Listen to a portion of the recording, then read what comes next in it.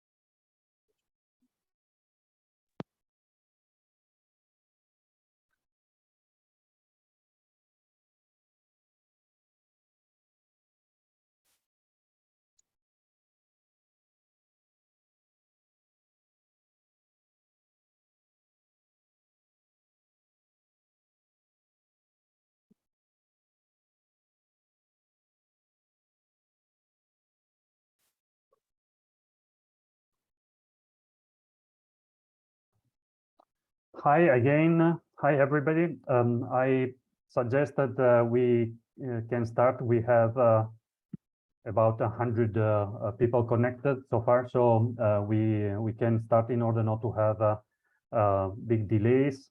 Thank you for connecting us to us today. As you see, this webinar has the instant interpretation. So if you wish to follow the webinar in English, please follow the instruction that you see in the screen. You can select the interpretation icon. You can enter it, and then you select your chosen language. Bonjour à toutes, bonjour à tous. Bienvenue encore une fois dans les webinaires. Je propose de commencer, vu qu'on a déjà une centaine de participants. Donc, pour qui veut suivre les webinaires en français, aujourd'hui, vous pouvez cliquer dans l'icône interprétation et choisir le français.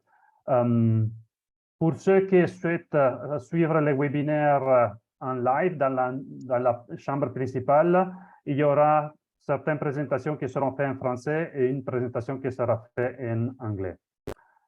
For those who wish to follow the webinar both in English and French, you can stay in the main chamber, and we will have some presentation in French and one presentation in English. Thank you.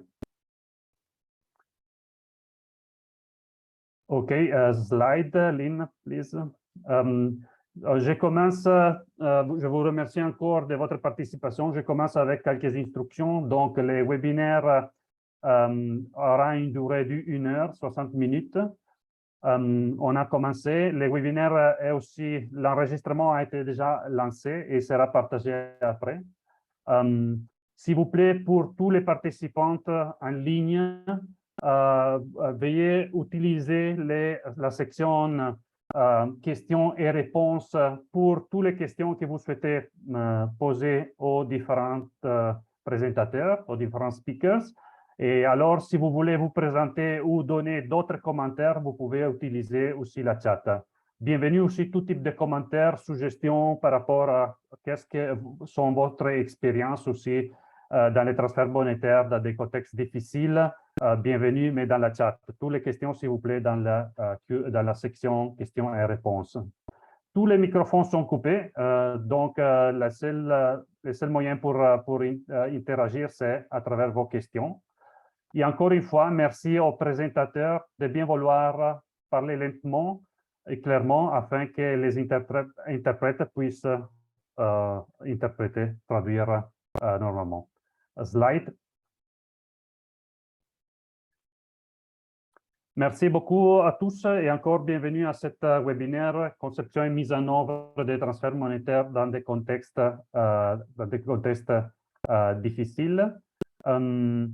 Pour ceux qui n'ont pas pu assister la semaine prochaine, celui-ci, c'est le deuxième d'une série de 2 webinaires que nous avons organisés. La semaine passée, on a eu 3 présentations avec 3 expériences du Sahel. Donc, on a eu 2 présentations qui étaient des expériences du Burkina par les CICR et du PAM, toujours par les CICR, et autre expérience qui a été présentée par IRC au Mali. Aujourd'hui, on aura autres 3 expériences qui seront présentées et cette fois-ci, ils verteront sur des pays de l'Afrique centrale.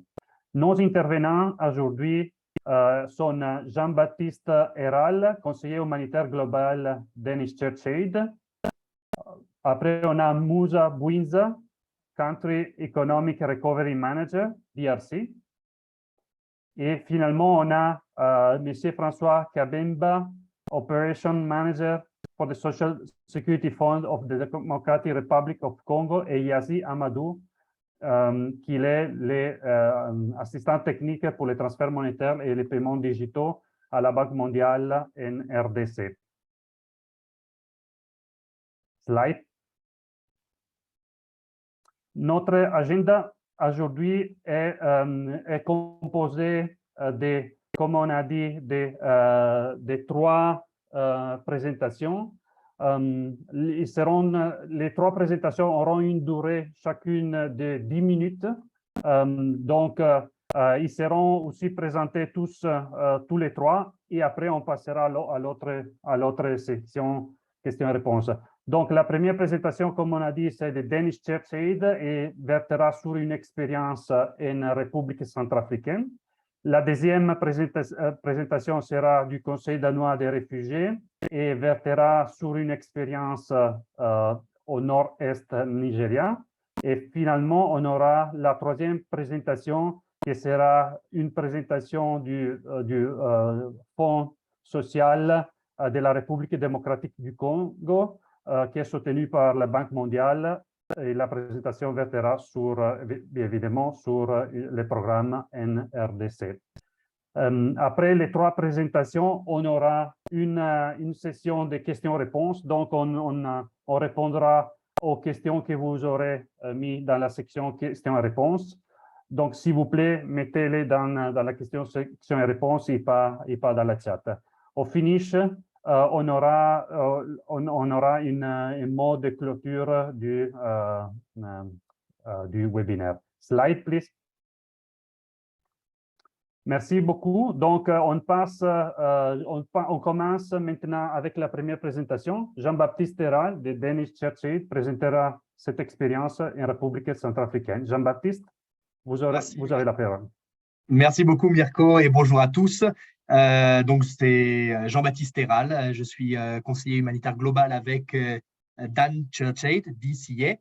Donc, aujourd'hui, on va parler de notre présentation sur la Centrafrique et nos projets en République centrafricaine.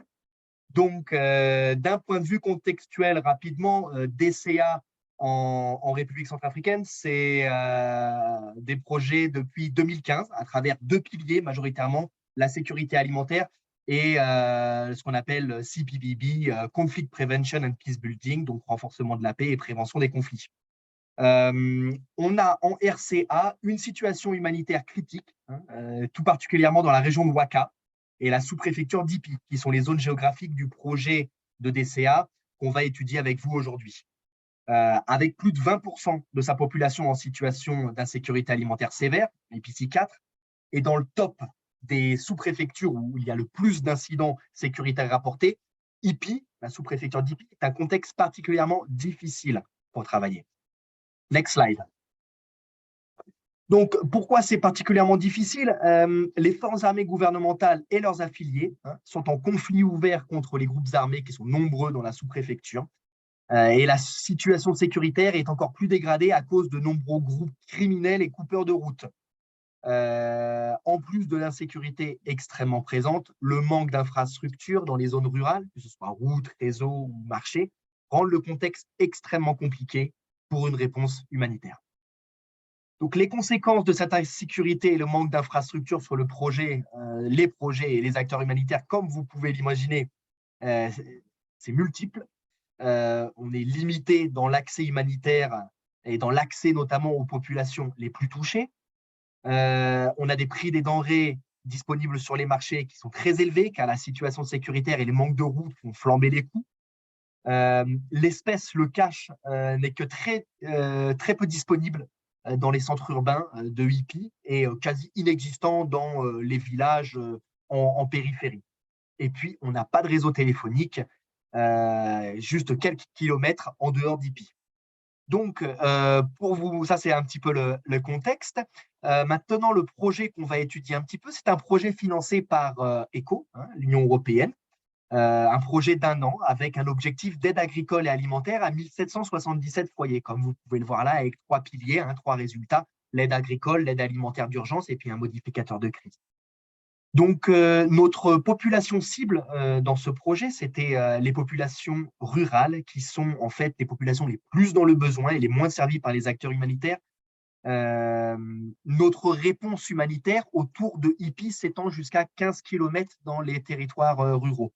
Je pense que c'est assez commun à pas mal de contextes que voilà, les acteurs humanitaires, dans certains contextes compliqués, on va dire, se regroupent autour des centres urbains et on a tout de suite à 5, 10, 15 km en dehors de ces centres urbains des vulnérabilités beaucoup plus grandes car il n'a quasiment aucun accès à l'aide humanitaire. Prochain slide, s'il vous plaît. Donc, pour mettre en place ce projet ECHO, globalement, en fait, notre politique de cash transfert pousse toujours vers la modalité la plus flexible possible. Donc, le cash, par exemple, sera préféré au coupon, sans aucune restriction ni conditionnalité. Mais dans le cas complexe de Ipi, le cash et les moyens les plus appréciés, on va dire globalement, de DCA, ce n'était pas possible. Et je vais vous expliquer un petit peu plus en détail notre réflexion sur notre choix de modalité et de mécanisme de distribution. Donc, premièrement, on s'est inspiré d'outils existants dans la boîte à outils Calp, qui est disponible en ligne. Et ce qui nous a particulièrement aidé, c'était l'arbre de décision des modalités de Mercy Corps, mais je pense qu'il y a aussi tout un tas d'autres documents qui peuvent être utilisés. Encore une fois, on a utilisé l'outil, mais on n'a pas forcément utilisé l'outil et on ne l'a pas forcément suivi à la lettre. On a eu l'outil, on s'est inspiré, on l'a un petit peu contextualisé aussi avec notre connaissance du terrain et puis vraiment les informations dont on avait besoin. Donc, on a examiné principalement trois catégories de sujets. Bien entendu, l'objectif du projet, puis le marché et le contexte. Ces piliers, ces axes de recherche, les données ont été collectées juste des fois en discutant avec les équipes. On a des équipes quand même qui sont basées à Ipi ou dans d'autres zones et qui ont une très bonne connaissance du terrain. Donc, c'était notre première source d'information, si je peux dire. Et ensuite, on va dire l'équipe 1000 de DCA, l'équipe monitoring et évaluation, suivi et évaluation, qui nous a aidés notamment dans des entretiens avec les communautés ou des évaluations de marché. Donc, notre premier pilier, c'est l'objectif du projet et la population cible. Donc là, il s'agit réellement de soutenir la sécurité alimentaire de certains ménages ruraux, notamment les plus vulnérables, ceux qui ont été déplacés une fois, deux fois, les retourner, etc. Et la population ciblée, c'est vraiment ces populations rurales, ces populations les plus vulnérables. Au niveau du marché, on a examiné la disponibilité et l'accès au marché pour ces populations rurales, et tout en particulier la distance au marché et la disponibilité des produits alimentaires. Ça, j'ai l'impression que c'était vraiment clé parce que j'ai vu dans d'autres projets peut-être auparavant que les distances au marché ne sont pas forcément tout le temps analysées et ça peut créer des sérieux problèmes de protection dans les distributions parce que des fois, on a des gens qui doivent rentrer avec tout un tas soit de l'argent ou soit des commodités sur des tronçons assez longs au-dessus des sphères standards et puis aussi des endroits quand même assez volatiles. Et donc ça, on l'a bien étudié également. On a aussi regardé la disponibilité générale du cash auprès des banques, auprès des infrastructures financières, des agents mobiles. Et on s'est rendu compte, après une évaluation rapide du marché et une cartographie des commerçants, parce que, encore une fois, sur notre analyse du marché, on n'est pas allé chercher un outil, on va dire peut-être pas Emma ou peut-être pas un outil où on a des fois l'impression qu'il est assez lourd.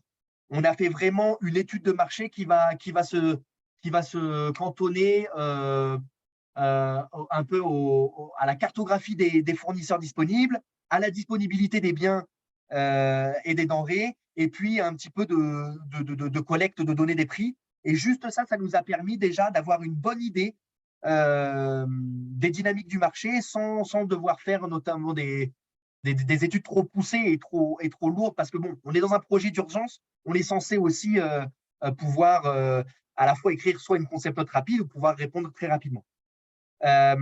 Donc, après cette évaluation rapide du marché, cette cartographie des commerçants, on a confirmé clairement que les marchés dans les villages ruraux, ce n'était pas fonctionnel et ça ne pouvait pas répondre aux besoins de la population. Même dans la ville d'Ipi, qui est le plus grand marché en activité, à côté des villages, les denrées alimentaires étaient disponibles, mais pas en quantité nécessaire. Néanmoins, on a bien remarqué que, et ça c'est quelque chose qui est important aussi de récolter comme information, il y avait certains fournisseurs qui avaient la capacité d'augmenter leur stock. Donc, on s'est vraiment appuyé là-dessus après. Et enfin, en regardant le contexte, comme mentionné précédemment, les problèmes de sécurité sont fréquents, pas de réseau téléphonique, et en plus de ça, on a une inflation qui peut être saisonnière, mais qui peut aussi être liée à l'inflation globale, la montée des prix du carburant et des céréales. Sur la base, en tout cas, de ces trois informations, ces trois catégories d'informations récoltées, on a décidé de restreindre nos transferts aux denrées alimentaires avec un choix des denrées fixé par les communautés. C'est-à-dire que les communautés, on a fait un processus d'engagement avec les communautés, on s'est mis d'accord sur un panier alimentaire qui prenait en compte à la fois les disponibilités au marché, mais aussi leurs préférences alimentaires. Cela nous a permis de remplir les objectifs de protection des semences distribuées, parce qu'on avait un onglet ration de protection des semences, et d'avoir un impact potentiellement, pas forcément confirmé, mais potentiellement plus important sur la sécurité alimentaire des populations. Les informations sur le marché et le contexte nous orientaient vers les coupons à valeur monétaire à dépenser sur des denrées alimentaires restreintes. Avec une forte inflation, aucune disponibilité de liquidité et la nécessité d'identifier ou de travailler avec des fournisseurs pour augmenter leur stock, les coupons à valeur monétaire semblaient être l'option la plus logique pour nous, offrant le bon compromis entre objectif principal du projet, faisabilité opérationnelle, mais aussi liberté et flexibilité dans le choix des bénéficiaires. Et finalement, oui. Si tu peux aller un peu rapidement, 2 minutes, s'il te plaît. Oui, très bien. Finalement, sur les mécanismes de distribution, on a opté pour un mécanisme de transfert électronique hors ligne, car il offrait une meilleure sécurité et rapidité de décaissement, mieux en tout cas que les bons papiers traditionnels. Prochain slide. Voilà, on ne va pas forcément s'attarder sur ce slide. Ce sont les vouchers offline qui sont proposés par Red Rose. Donc, avec une carte Smart Card qui est top-up avec un montant qui est distribué aux bénéficiaires. Ils sont bien on leur explique bien le processus, etc. Des fournisseurs qui ont ce petit boîtier, le POS, que vous pouvez voir là, en orange. Donc, ils sont aussi, on leur explique comment ça marche, etc. Les bénéficiaires arrivent avec leur carte, donnent leur carte, récupèrent les denrées. Tout ça, c'est stocké une fois qu'on fait l'upload des données en ligne. Prochain slide, s'il vous plaît. L'impact et le succès de l'opération, je pense qu'il n'y avait pas mieux que le retour des bénéficiaires pour confirmer un petit peu les deux. Donc, sur les indicateurs un petit peu orientés plus processus, on avait 97% de bénéficiaires qui ont rapporté que la distribution était bien organisée et 96% qui étaient complètement satisfaits par la méthode e-voucher. Au niveau de l'impact du projet sur la sécurité alimentaire, on est passé de 6 à 29% des ménages en score de consommation alimentaire acceptable dès la deuxième distribution. On a aussi eu une amélioration significative sur le score de diversité alimentaire. Et d'un point de vue technique, nous, le partenariat avec Red Rose, en tout cas, il est très positif avec des services d'aide technique disponibles en ligne. Dernier slide, s'il vous plaît. Le facteur de succès et les recommandations, nous, ça a vraiment été de prendre une approche avec qui est guidée par la centralité de la protection. La centralité de la protection sur plusieurs aspects, sur la communication et la transparence au niveau du système, la formation des acteurs clés, les staffs de DCA, les bénéficiaires, les fournisseurs, sur le processus de distribution et de collecte des denrées, ce qui est vraiment critique, notamment sur les mécanismes de distribution électronique, très important. Collaboration civile, administrative avec les autorités, mais je pense que ça, c'est un commentaire qu'on peut faire dans de nombreux contextes.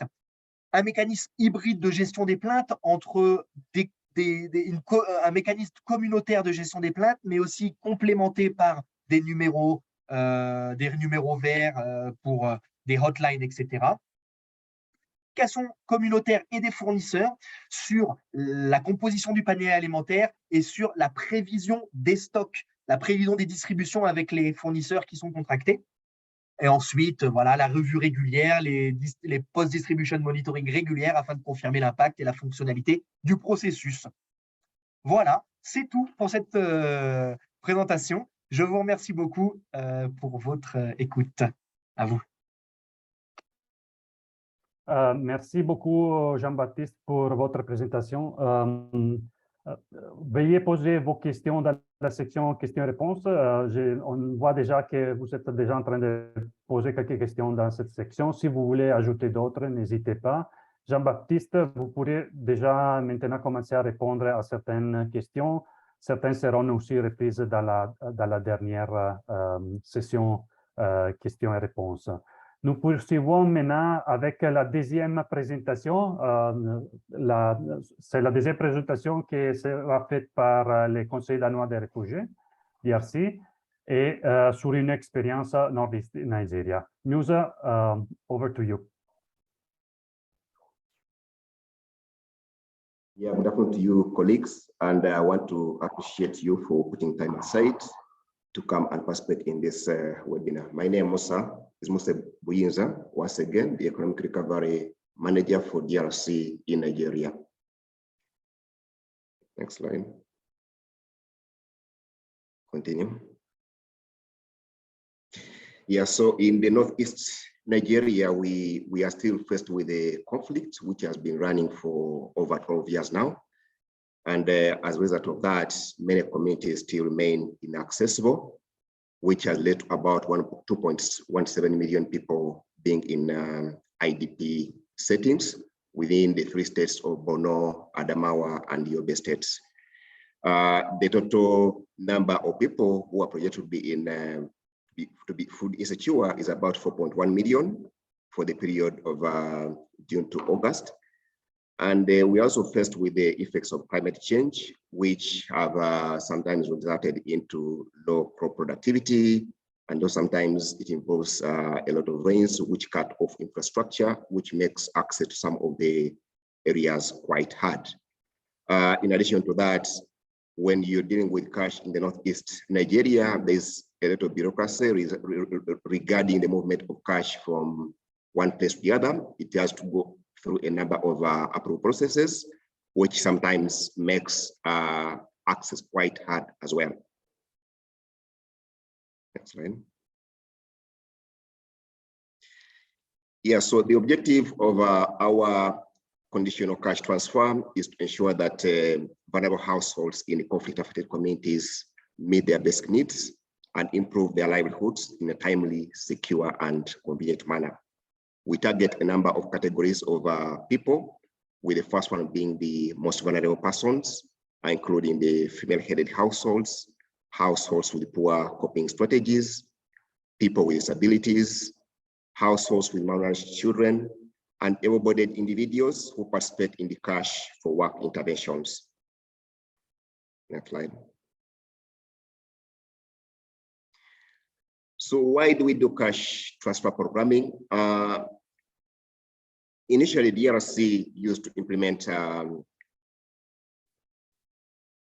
vouchers. We used to use mainly vouchers, but with the time, we've now transitioned into cash transfer programming, whereby that was arrived at after conducting a modality due diligence and the cash feasibility assessment within the area that we operate, which normally tends to answer key 4 questions. One is if the modality in question is appropriate based on the market conditions. And then the other one is if the modality delivery mechanism have reasonable chance for success based on the infrastructure and some of the challenges that could be present within those particular locations. And if the modality meets the sector objectives, that's the objective of the project.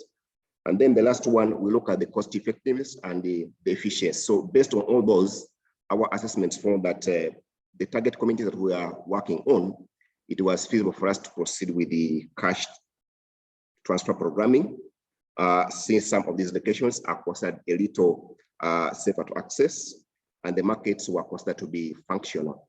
In addition to that, we also conducted livelihood market assessment, which gave us an idea of some of the areas we could be able to intervene with the conditional cash transfer programming, especially for the support of the small businesses or IGS.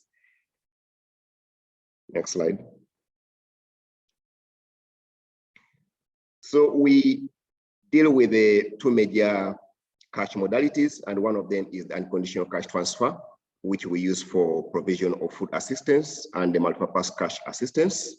And then the other cash modality we use is the conditional cash transfers, which we use for the provision of business grants to different people who are in income generating activities, as well as the able-bodied youth who participate in the cash for work interventions, which normally target the rehabilitation of infrastructure that is related to food security. Previous slide.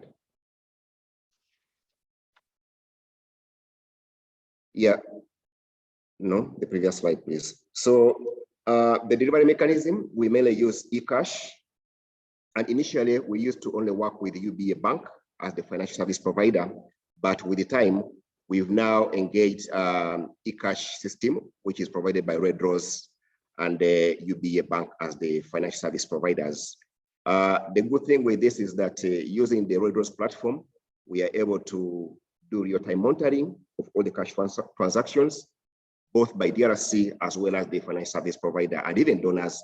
They're able to see what's taking place across the entire chain. And last year, we conducted a pilot to see if it was possible for us to pay beneficiaries using the bank, using bank accounts. And this was done for 107 beneficiaries, and it went well according to our initial findings based on the discussion we had with those who received the cash through bank pilot. Next slide. So what have been the major success factors of this? Regarding the eCash, based on our PDMs, which are conducted on a regular basis, and also based on the project outcomes, it shows that there has been improved food security. That's relying on the proxy indicators we use, such as the food consumption score, household data diversity score, and the coping strategy index. There has also been improved household income within the household that we target. And we've also observed improved living conditions, whereby using the cash that we provide to the households, people are able to access or provide themselves basic household items. And also improved access to life opportunities has been observed within the target households. When we look at the beneficiaries who were paid through the bank accounts, they were paid through the ATMs and POS, which are readily accessible within their communities. And then it was found that there was timely notification to the beneficiaries when the transfer had been made into their accounts. These messages come from the bank, which go onto their phones. But other than that, they were also able to get information of some of the colleagues within the community who would give them this information.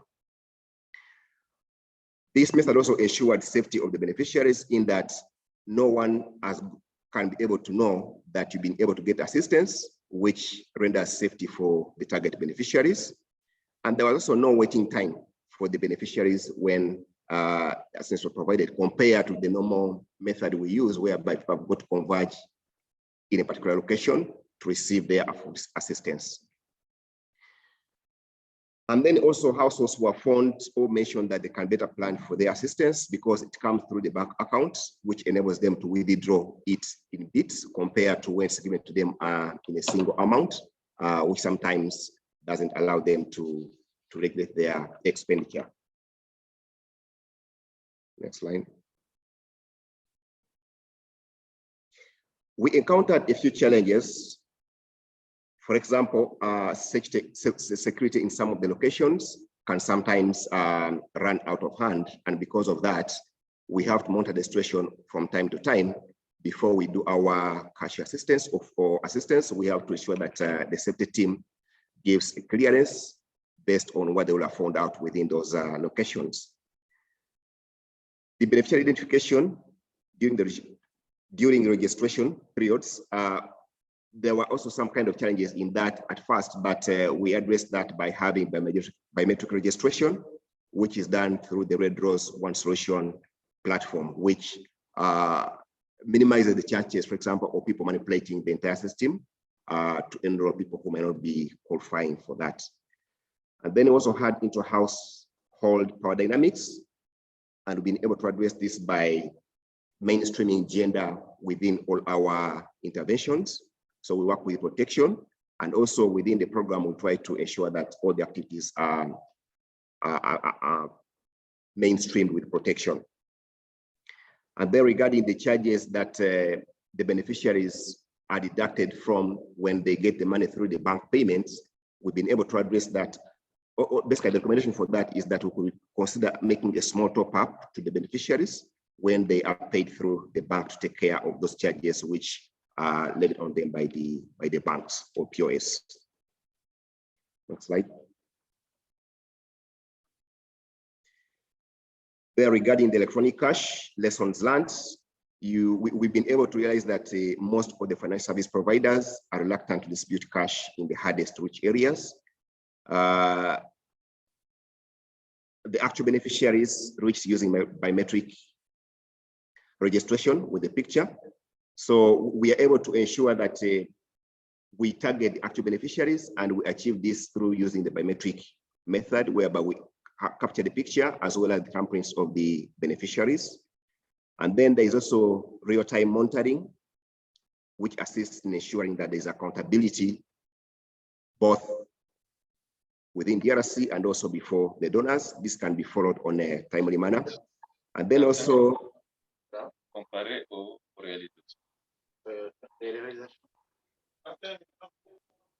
there is the recommendation that we scale up the payment through the banks in areas where there's access to POS machines, as well as the ATM. And then also there's need to sensitize the beneficiaries on the advantages of being paid through the banks, because that was one of the challenges we got at first, in that they were kind of reluctant to provide the account number through which they could be paid. But after several engagements and sensitization from DRC, the beneficiaries accepted to provide the accounts through which they could be paid their monthly assistance. Thank you, and that comes to the end of my presentation. Thank you very much, Musa, for this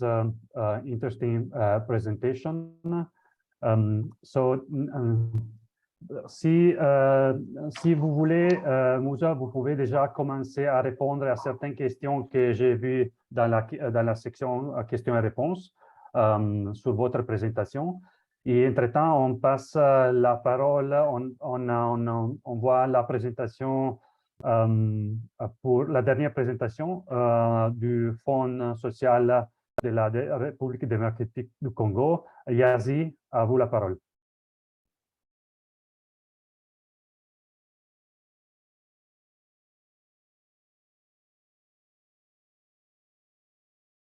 Voilà. Oui, oui, Yazi. Merci. Ah, autant pour moi. Merci Mirko. Bonjour à tous. Moi, c'est Yazi Amadou, assistant technique à transfert monétaire pour le programme STEP 2. Je m'en veux sans tarder, donc je m'en veux vous présenter les activités transfert monétaire du STEP 2. Pour rappel, STEP 2 est un programme mis en œuvre par les fonds sociaux sur le financement de la Banque mondiale, avec l'appui technique aussi de la Banque mondiale. Okay. C'est un programme qui a plusieurs volets, dont les transferts monétaires qui fait l'objet de la présentation aujourd'hui. Le coût global de mise en œuvre de ce programme est de 695 millions de dollars. Suivant. Les transferts monétaires sont mis en œuvre en RDC dans un contexte en tout cas très difficile. On peut citer entre autres des zones à insécurité très élevée, des zones qui ont connu des conflits, des zones aussi qui ont des afflux de réfugiés, en tout cas permanents si on peut le dire, des zones aussi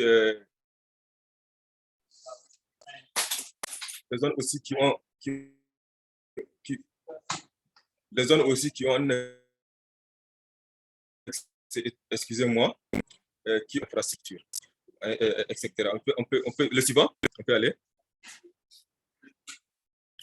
L'objectif principal, en tout cas, c'est d'assurer le relèvement et la résilience des communautés cibles au niveau de la RDC, au niveau de la zone d'intervention. La cible est de toucher 270 000 ménages bénéficiaires pour les transferts monétaires. Ces ménages sont constitués essentiellement de réfugiés, de communautés hautes, des résidents, des déplacés, des démobilisés, des refoulés aussi, etc. Ces réfugiés sont localisés en tout cas au niveau de 6 provinces d'intervention du STEP 2, dans le nord Kivu, le sud Kivu, l'Ituri, nord Ubangi, sud Ubangi, le Kassai central. Suivant.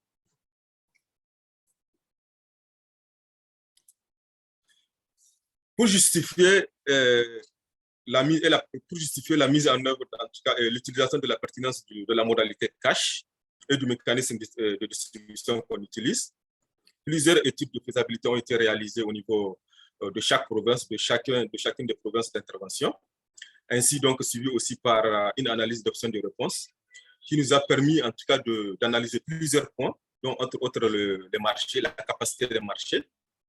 À ce niveau, nous avons constaté que les marchés fonctionnent très bien au niveau en tout cas de chaque province, au niveau des secteurs d'intervention.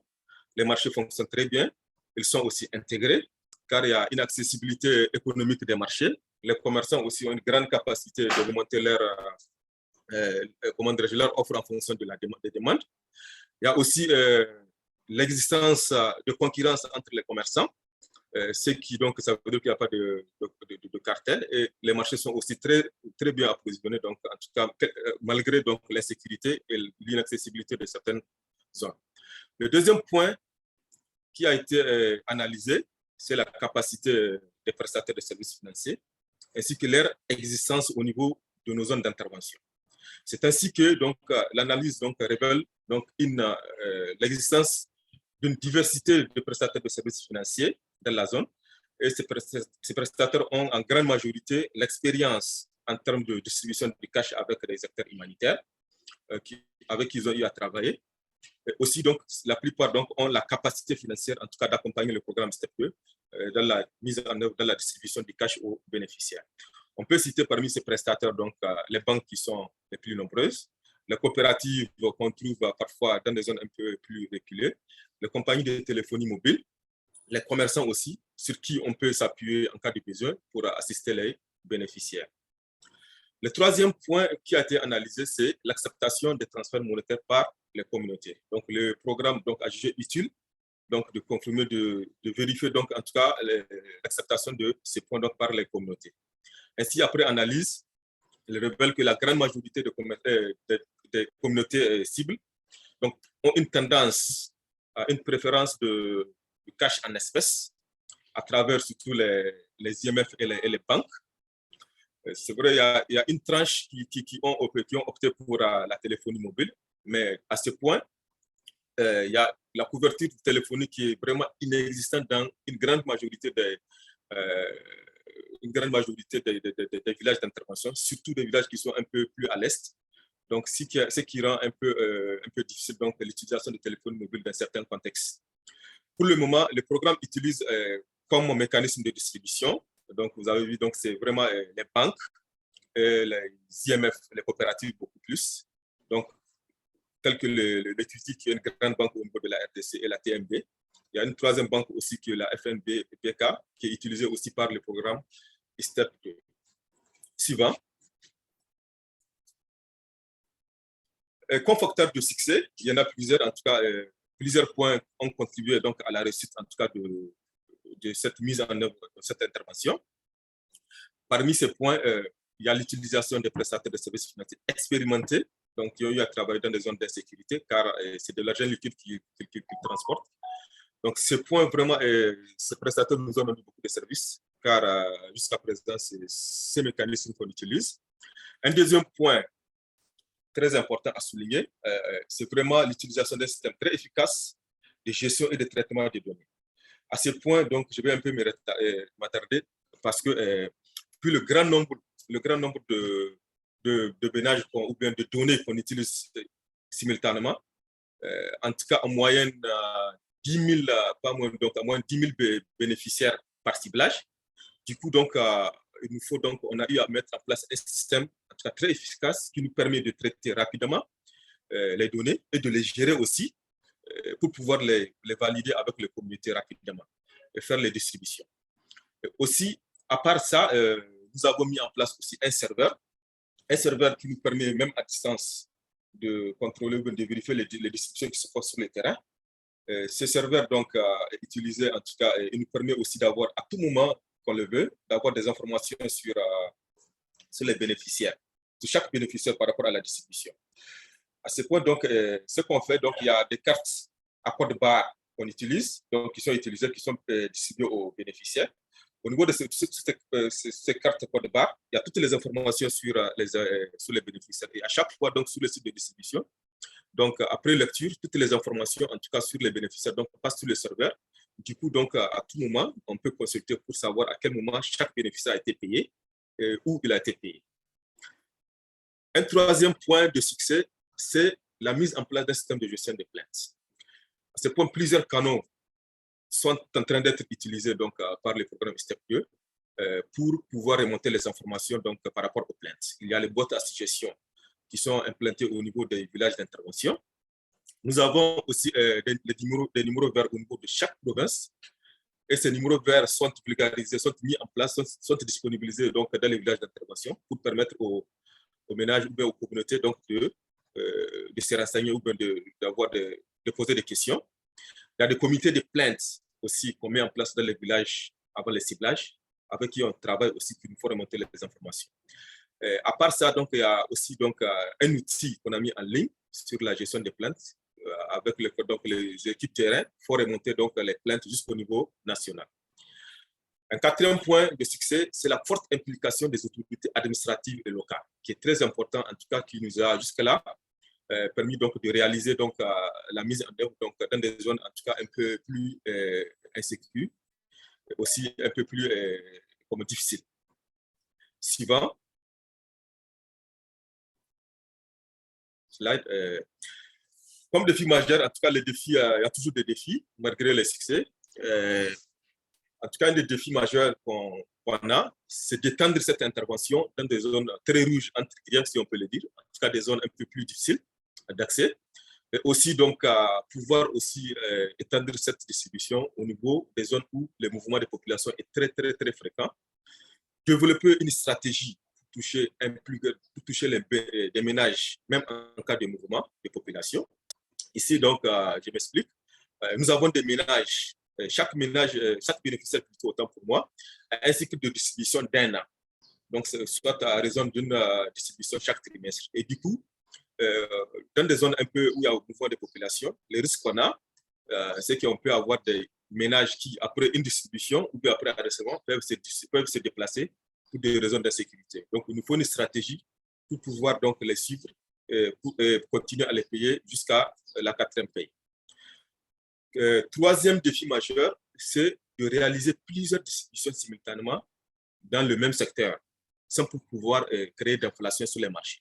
Ça, c'est un défi majeur, vu les montants qui sont injectés par le STEP 2. Donc, il nous faut vraiment une stratégie donc, pour pouvoir éviter ou bien atténuer en tout cas l'inflation sur les marchés. Le 4e défi majeur, c'est de contribuer à l'élaboration du registre social qui n'existe pas, qui est en cours d'élaboration, dont le STEP 2 contribue de façon financière et de façon technique, en tout cas pour la mise en œuvre de ce registre social. Suivant. Merci, Yazi. Si tu peux juste terminer dans 1 minute parce qu'elle est en cours. Merci. Merci bien. Comme le sang a pris, nous avons plusieurs. En tout cas, la collaboration avec les autorités locales sur le plan sécuritaire donc, est vraiment le sang a pris pour nous, car ça nous a permis en tout cas, de réaliser ce qu'on n'a pas pu penser. La sélection ou l'utilisation des prestataires de services financiers expérimentés dans les zones de sécurité, aussi vraiment est une leçon apprise, à prendre en compte. Aussi, le 3e, parce que le 4e en réalité c'est une répétition, la 3e leçon apprise, c'est vraiment la distribution du cash en monnaie locale, donc qui permet en tout cas, qui protège les bénéficiaires contre toute forme de, d'escroquerie, donc en termes d'échange de monnaie. Merci à tous, merci bien. Grand merci pour cette présentation, Yazi. Donc, merci aussi pour les participants. On voit qu'il y a quand même pas mal de questions dans la section questions et réponses. Donc, on passe rapidement à poser quelques questions à nos intervenants afin de pouvoir adresser certaines des questions. Je vois déjà qu'on est presque à 10 minutes de la fin du webinaire. Je vous informe que pour ceux qui veulent rester, peut-être si on débordera de quelques minutes, on va encore continuer à poser quelques questions de plus à nos intervenants vu les discussions très, très riches. Donc, je commence déjà avec une question pour Jean-Baptiste. Et voilà, un intervenant nous demande si vous pouvez reformuler la logique du choix entre les cash et les coupons. Jean-Baptiste, à vous la parole. Merci. Donc, reformuler le choix entre le cash et le coupon. On a regardé différents piliers, hein, l'objectif du projet, les dynamiques du marché et puis les dynamiques au niveau du contexte. Dans le marché, on a aussi regardé, on va dire, plusieurs choses. On a regardé, est-ce qu'il y a des institutions financières où le cash est disponible? Compte tenu de l'insécurité, c'est très difficile d'amener du cash physique, dans cette zone de hippie. En plus de quoi, donc ce qui veut dire qu'il y a très peu de ressources en cash qu'on peut récupérer à hippie. Les fournisseurs qui sont souvent des agents dans le cas de hippie, Orange Mobile Money, n'ont donc très peu de liquidités. Donc, et en plus de ça, le réseau téléphonique ne permettait pas le mobile money transfer.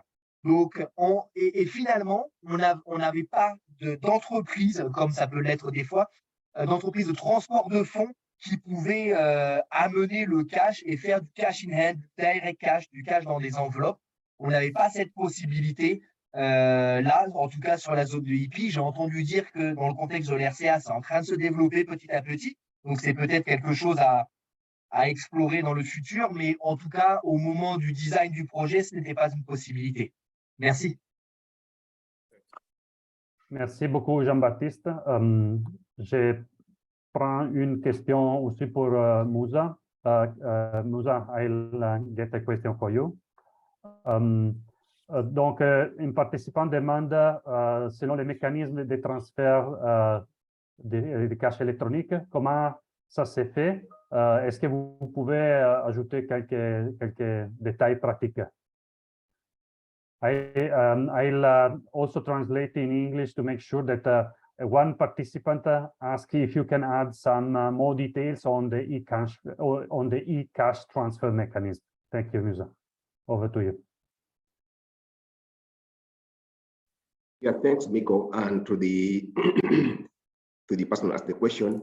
So for the eCash, we, like I mentioned earlier, we work with Red Rose, who manage the platform. Basically, they do all the data management for all our beneficiaries, and they subcontract UBA Bank, who do the actual delivery of the cash to all our beneficiaries across our target area. So basically, our contract is between DRC and Red Rose, and of course, based on how much we've agreed, they deliver the cash to the beneficiaries using the e-voucher.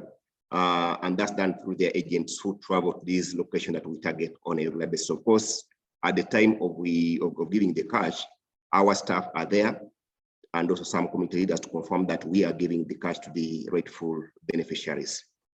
I don't know whether that answers the question. OK, thank you, Musa. Merci beaucoup. Je passe avec une question pour les fonds sociaux Yazi. Donc, un participant nous demande si on nous demande la question concernant les frais de retraite. Si ça serait possible d'avoir des négociations avec les prestataires de services financiers directement, parce que les participants nous disent que, voilà, dans d'autres contextes, eux, ils ont eu des accords avec les prestataires de services financiers afin d'éviter de devoir payer plus pour les retraites de l'argent. Est-ce que vous pouvez développer un petit peu? Oui, merci bien. Effectivement, avec les prestataires de services financiers, nous négocions les prix. En tout cas, jusqu'à présent, le montant le plus élevé, c'est le 3% qu'on utilise.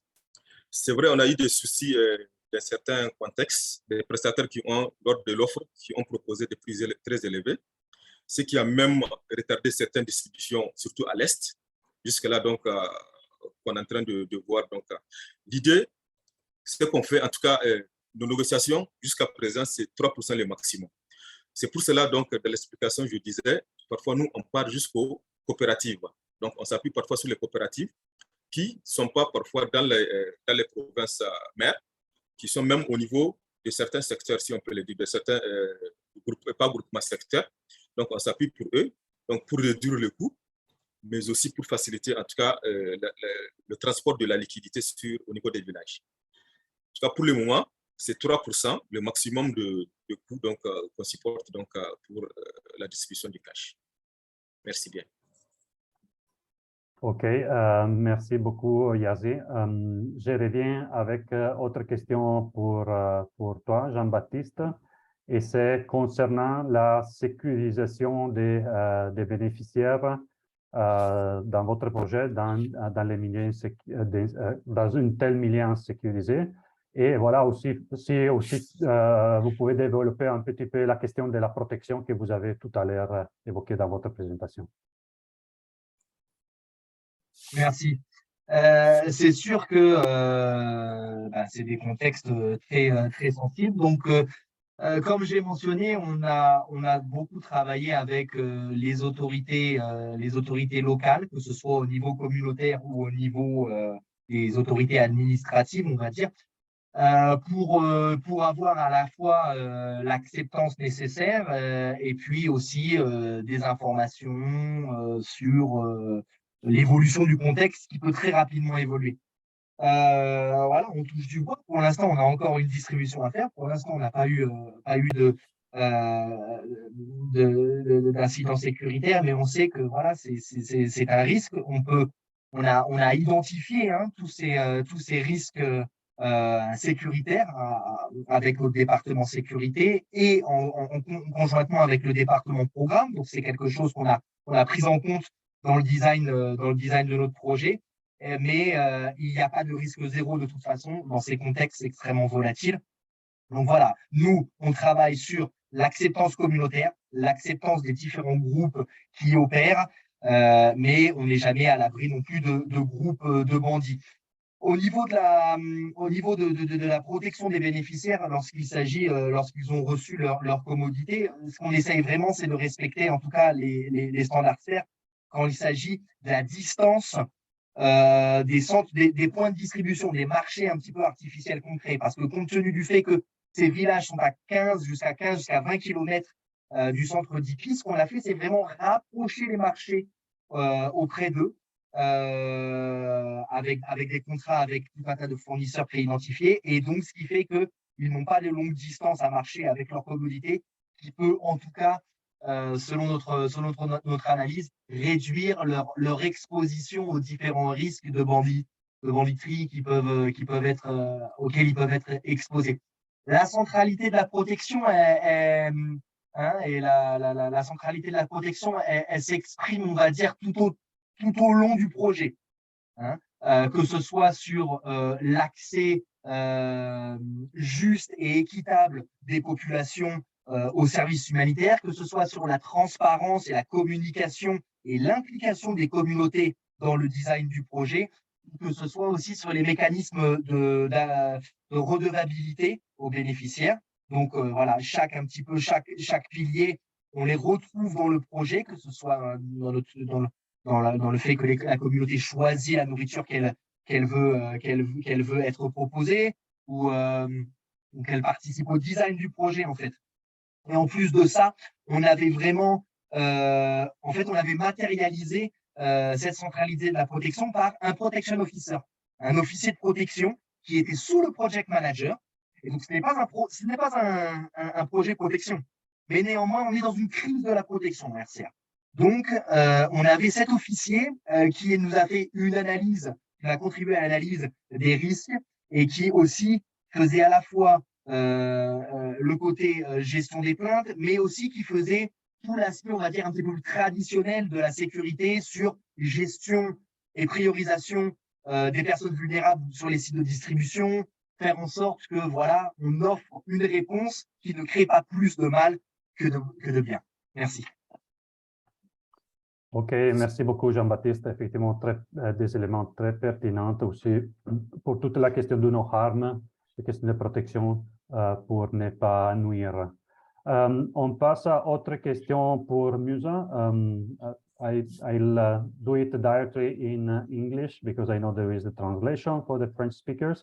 So one question from one of the participants is related to data protection. And so the person asks what challenges you have faced when implementing cache using the biometrics. And there is also another question that you can also address at the same time is about pictures. So how you manage all this amount of sensitive data in your programs, given also the context that is very insecure. Over to you.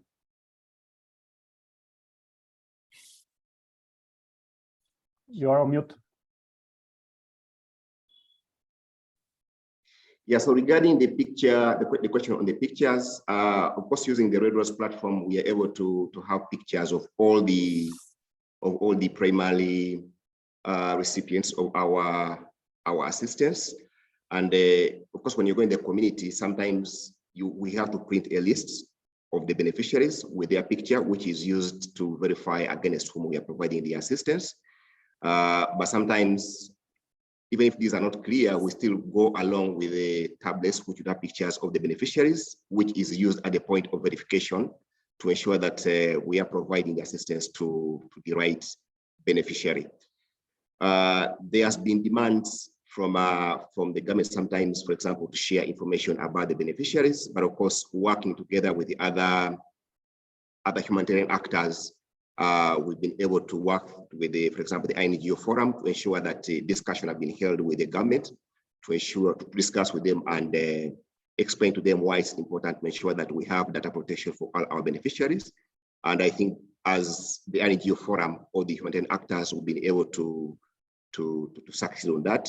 And the government, I think, has been able to understand, and they're no longer asking for that information about the individual beneficiaries. Thank you. Thank you, Musa, for your contribution. Yazi, j'ai une autre question pour vous. Et c'est une question qu'une personne a posée sur la liquidité dans les banques. Est-ce que vous avez eu des problèmes de liquidité dans les différents guichets? Et si oui, comment vous avez pu les résoudre? Over to you.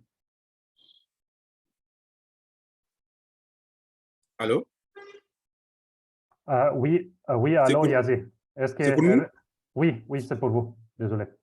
Okay. Je répète la question. Donc, la question, c'était savoir si vous avez eu des problèmes de liquidité dans les différents guichets lors de la retraite des bénéficiaires et comment éventuellement vous avez pu adresser ces problèmes. C'est un peu les raisons. C'est un problème. OK, donc, il demande si on a eu un problème de liquidité. Oui, affirmatif. Et comment vous l'avez résolu? OK, bon, problème de liquidité, je ne sais pas si c'est sur le terrain ou bien, en tout cas, les banques avec lesquelles on travaille, donc chacune en fonction du contexte, donc ça adapte. Donc, c'est pour cela que je dis de travailler avec des banques qui ont l'expérience. En tout cas, chaque banque, en fonction du contexte, donc essaie donc de trouver des stratégies pour acheminer, comment dirais-je, acheminer l'argent sur les sites. C'est vrai, on a eu quelquefois en pleine distribution, donc où l'argent manque. Donc là, c'était beaucoup plus lié à une insuffisance de planification de la banque. Mais sinon, pour raison de sécurité, les banques, donc, ils ont leur stratégie à part. Donc l'idée, on valide les sites de distribution avec eux. Donc, ils font des missions pour voir l'emplacement des sites si ça les convient. Si ça les convient, donc avant le jour de distribution. Donc, la stratégie qu'ils utilisent pour acheminer l'argent, donc là, c'est vraiment leur, comment dirais-je, leur secret, si on peut le dire. En tout cas, nous, chaque fois, donc, on a toujours l'argent sur les sites et les distributions sont toujours faites, en tout cas, sur les sites. Ouais, en tout cas, sans problème majeur. Merci bien.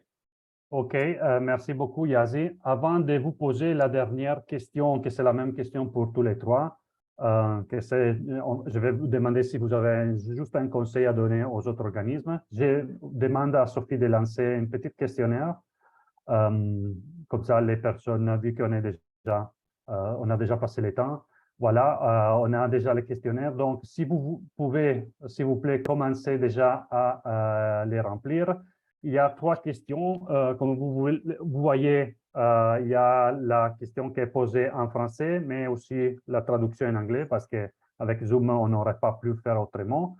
Et la 3e question, c'est une question ouverte et on vous demande vraiment d'avoir vos idées sur des thèmes éventuellement pour rechercher sur les contextes, dans des cas de transfert monétaire dans des contextes difficiles.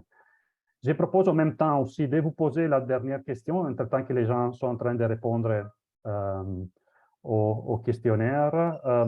Ce n'est pas important si les 3 présentateurs n'auront pas le temps de répondre maintenant. On laisse quand même 2 ou 3 minutes de temps. Donc, je commence. La question que je voudrais vous poser, vraiment, c'est la même question pour tous les 3. Et j'aimerais que vous donniez un seul conseil dans une phrase pour ceux qui sont déjà en train de faire des transferts monétaires dans un contexte difficile ou pour ceux qui ont envie de s'engager dans tel contexte. Vu que vous avez déjà présenté, vous avez une certaine expérience déjà, si vous pouvez vraiment donner un conseil à ces organismes. Je ne sais pas si on peut commencer avec toi, Jean-Baptiste, et après on suit aussi avec les autres. Ah, c'est pas facile parce que bon, il y en a beaucoup quand même de points, mais je dirais, voilà, connaître les communautés avec lesquelles on travaille, faire confiance aux communautés, mais aussi toujours avoir des mécanismes de check and balance pour être sûr qu'on ne reproduit pas des mécanismes d'exclusion, mais qu'on est dans un processus participatif et qui en fait, qui va aller chercher et répondre aux besoins des plus vulnérables. Au revoir. Merci beaucoup, Jean-Baptiste. Nusa, did you get the question correctly? Can I just leave the floor to you?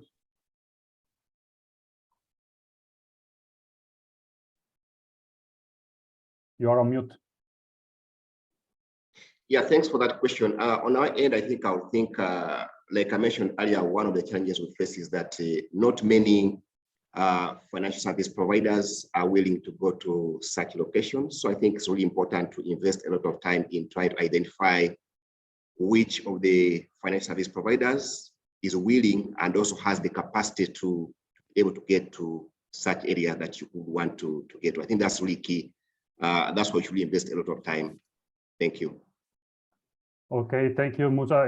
Indeed, it's important, and we have seen one or two comments within the chat that was from financial service providers. So there is also the possibility to have some links in order to see what can be done also in that sense. Yazi, je vous laisse la parole pour un conseil. Yazi, est-ce que tu nous entends? Oui, je vous reçois bien. Merci. Est-ce que tu as bien capté la question? Si vous pouvez donner un seul conseil pour ceux qui travaillent déjà dans des zones difficiles en faisant du cash ou qui voudraient le faire. Exactement. En tout cas, comme conseil, ce que Fonds social fait, en tout cas, c'est l'implication des communautés, en tout cas à tous les niveaux de mise en œuvre. Aussi l'implication des autorités locales, administratives et surtout religieuses dans l'aspect sécuritaire. C'est très important et ça permet en tout cas d'éviter beaucoup d'incidents sécuritaires. En tout cas, c'est l'expérience du Fonds social et je trouve ça très, très, très importante. En tout cas, pour tous ceux qui veulent intervenir dans les zones de sécurité ou dans les zones difficiles. Merci bien. OK, merci beaucoup, Yazi, et aussi aux autres. Effectivement, c'est aussi une contribution très pertinente. Je propose à Sophie, notre collègue, de partager rapidement les résultats du questionnaire qu'on avait lancé tout à l'heure. Sophie, est-ce que tu peux les présenter?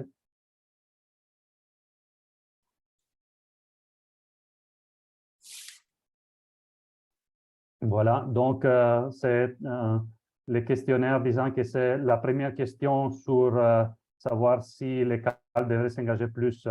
La majorité, c'est comme le premier webinaire, il y a une demande de s'engager plus comme network, comme réseau dans cette thématique. Et voilà, et c'est aussi la deuxième question est aussi en ligne avec les premiers webinaires, c'est vraiment demander d'organiser plus d'événements, appuyer les cash working group dans cette réflexion et aussi effectuer des études de recherche pour voir qu'est-ce qu'on pourrait encore mieux comprendre dans la thématique. J'espère aussi qu'il y aura aussi de bonnes idées pour les thèmes de recherche. Comme ça, nous, on pourra aussi éventuellement prendre des idées et voir ensemble avec certains parmi vous de comment on peut aussi lancer certaines recherches. Merci beaucoup à tous. Donc, on est désormais, on a déjà dépassé 10 minutes l'horaire du webinaire. Mais voilà, comme vous avez vu, je me permets aussi de donner quelques mots pour la clôture. Comme vous avez vu, qui a assisté les webinaires aujourd'hui ou qui a assisté les deux webinaires, il n'y a pas de solution miracle dans des contextes compliqués pour faire des transferts monétaires. Néanmoins, les contextes, aujourd'hui, on voit que le contexte de la région est de plus en plus compliqué. Il y a de plus en plus de besoins humanitaires dans plusieurs pays de la sous-région et avec des problématiques humanitaires qui sont en train de se complexifier aussi. Il y a le manque d'accès ou l'accès très limité dans plusieurs parmi les zones de la région. Et alors, il y a le nombre de personnes vulnérables qui est en train de grandir, qui augmente d'année en année. On a vu qu'il y a le problème de la sécurité alimentaire qui est en train de toucher énormément dans la région. On a vu qu'il y a les problèmes de la sécheresse et du changement climatique qui met encore plus une dure preuve les ménages vulnérables. On voit qu'il y a des taux de malnutrition qui sont vraiment très, très élevés. Il y a eu la COVID qui a mis encore plus dans une situation difficile les ménages vulnérables et aussi les autres. On a vu aussi l'impact, dans une certaine mesure, l'impact de la crise ukrainienne-russe avec une hausse des prix énorme. Voilà, je pourrais aussi continuer encore dans ce sens-là en listant d'autres éléments qui sont très, très préoccupants pour la région. Et en plus, comme on a dit, l'accès qui des fois est limité, des fois est vraiment très, très limité, comme on a vu dans toutes les présentations. Donc, il n'y a pas de secret magique, mais je pense que dans ces webinaires, les différentes présentations ont voulu mettre en évidence le fait qu'il faut vraiment avoir une bonne analyse, une analyse contextuelle, une analyse de la faisabilité des différentes méthodologies. Comme on a vu plusieurs, essayer toujours de donner la priorité au transfert monétaire parce que ça permet de donner une flexibilité majeure aux bénéficiaires, ça augmente leur dignité, ils peuvent décider exactement de quoi ils ont besoin, ils peuvent répondre aussi à une multisectorialité des besoins qu'ils ont et pas spécifiquement à un besoin spécifique. Voilà, donc on a vu plusieurs recommandations. On a vu que c'est très important aussi d'être flexible, d'être adaptable à l'évolution du contexte, d'avoir aussi peut-être des différentes options. Je veux dire, ne pas se figer avec une seule modalité. Et je pense aussi la coordination, la coopération avec les différents acteurs, les communautés locales, la participation et l'écoute aussi des communautés locales a été mise en évidence comme un aspect très, très important.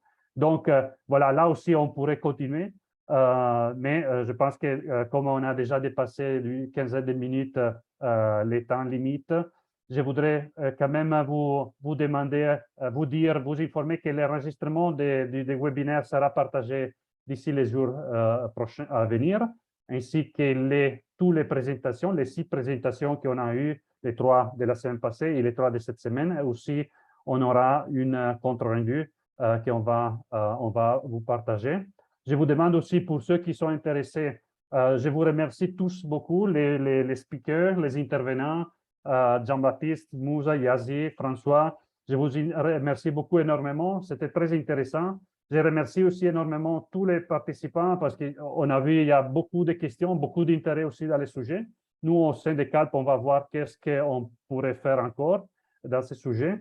Et alors, je vous demande si pour ceux qui sont intéressés de continuer à nous suivre, continuer à suivre les différents canaux, les réseaux sociaux, pour voir si on a d'autres événements intéressants sur la région. Vous pouvez toujours assister. Vous pouvez trouver aussi les différents événements organisés par le CALP Network dans la section événements du site web.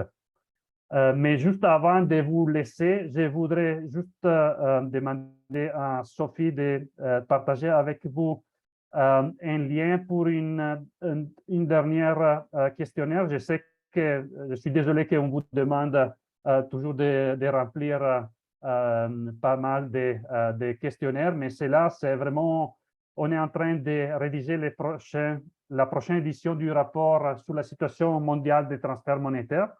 In English, is the State of the World Cash.